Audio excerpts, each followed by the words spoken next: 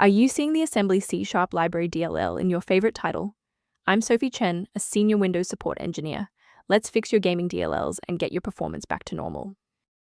As we prepare the manual solution for Assembly C# Library, feel free to use the suggested utility for comprehensive system maintenance. This is the Assembly C# Library, a generic naming convention used by nearly every Unity engine game to store the primary gameplay code, scripts, rules, and AI. It is a major target for false positive antivirus deletions in the modding community. Its absence prevents the game engine from bootstrapping its logic, leading to a hang on the splash screen. With that context in mind, our first logical step is a clean reinstallation. Since Assembly C# Library DLL is an embedded part of the Unity engine game logic core architecture, you should perform a clean reinstall of the application that triggered the message to ensure all proprietary components are restored to their proper paths. If the application still won't initialize, we need to shift our focus to how the Windows loader is interacting with the library. A standard reboot clears out temporary memory conflicts and gives the Windows loader another chance to properly register the Assembly C# library component during startup. Before you restart, bookmark this video or hit the like button. It makes it much easier to find this tutorial in your history so you can pick up exactly where we left off. With the restart confirmed as ineffective for this instance, let's analyze the registry settings next.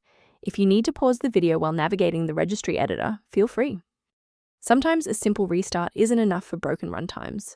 Follow these steps to refresh the Redistributable files. First, go to Control Panel, then select Programs and Features. Second, find every Microsoft Visual C++ Redistributable 2005 through 2022. Third, right-click each and select Change, then select Repair. If that fails, download the latest all-in-one VC++ Redistributable package from Microsoft's website. Please note that for DLL files with numbers, the number tells you which version to repair. For example, 120 equals 2013. From a systems engineering perspective, there is one major security pitfall I need to help you avoid. Don't let a small error become a total system rebuild by trying to force install Assembly C# Library DLL into directories where it doesn't belong.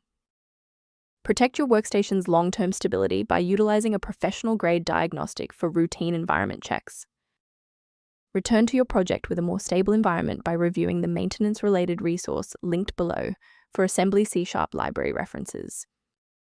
If Assembly C# Library is back online, please consider subscribing. It's the best way to support our mission of providing safe, verified technical solutions.